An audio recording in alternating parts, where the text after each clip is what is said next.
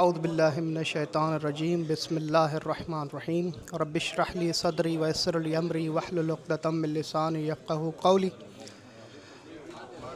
صلوات۔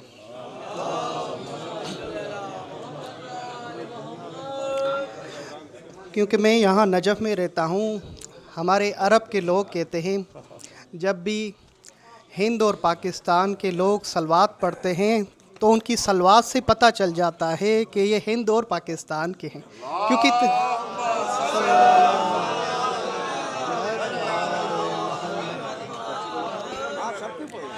سب سے پہلے کہ آپ تمام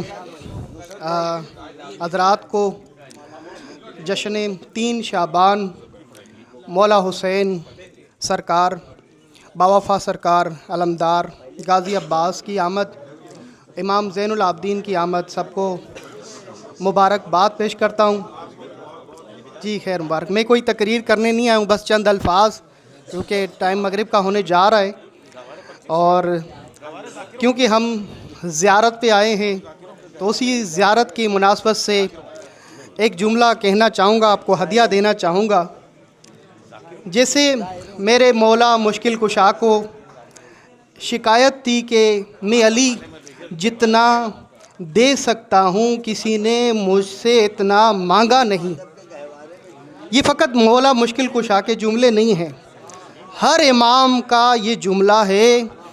ہر امام کے دور میں یہ مسئلہ رہا ہے کہ جتنا وہ دے سکتے تھے کسی نے اس مطابق ان سے مانگا ہی نہیں، علم کے لحاظ سے بھی اور ظاہری لحاظ سے بھی۔ آج بھی یقیناً یہ شکایت ہے ہمارے ائمہ معصومین کو ہم سے۔ ہم جب بھی روزے پہ جاتے ہیں مولا یا کسی بھی امام سے جو مانگتے ہیں وہ ایسی چھوٹی چھوٹی چیزیں ان سے مانگتے ہیں، جبکہ وہی چیزیں ہم کسی چھوٹی دربار پہ جاتے ہیں وہ بھی وہی مانگتے ہیں، کسی امام کے روزے پہ جاتے ہیں تو پھر بھی وہی مانگتے ہیں۔ تو یہ فرق ہونا چاہیے۔ دیکھیں، آپ نے سنا ہوگا امام علی علیہ السلام کے پاس جتنے بھی اصحاب تھے، صلوات پڑھے محمد وآل محمد، جتنے بھی اصحاب تھے مولا کے،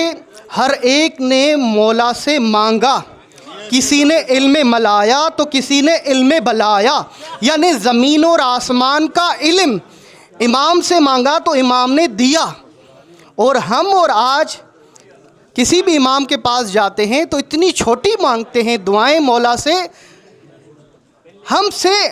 ہمیں اور آپ کو یہ ضرورت ہے کہ مولا کے پاس جب جائیں تو مولا کی حساب سے مانگنا چاہیے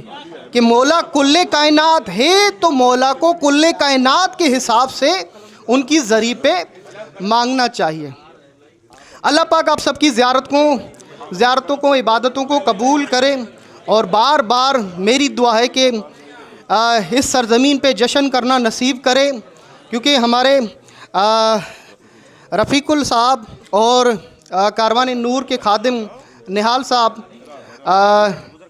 جب یہ قرآن دازی کر رہے تھے بین الحرمین میں تو مجھے یاد ہے کہ میں بھی وہیں پہ تھا، تو انہوں نے کہا کہ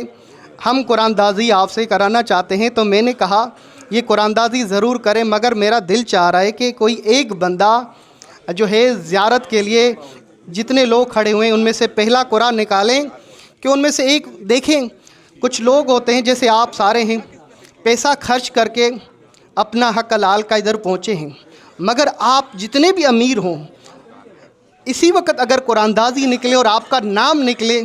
تو یقیناً آپ اپنے آپ کو خوش نصیب سمجھیں گے۔ تو میں نہال بھائی سے یہ التماس کی تھی کل بھی، نہال بھائی یہ قرآن دازی ضرور کر رہے ہیں مگر اس محفل میں ہم بھی دیکھنا چاہتے ہیں کہ آپ تو لکھنؤ میں ابھی کریں گے،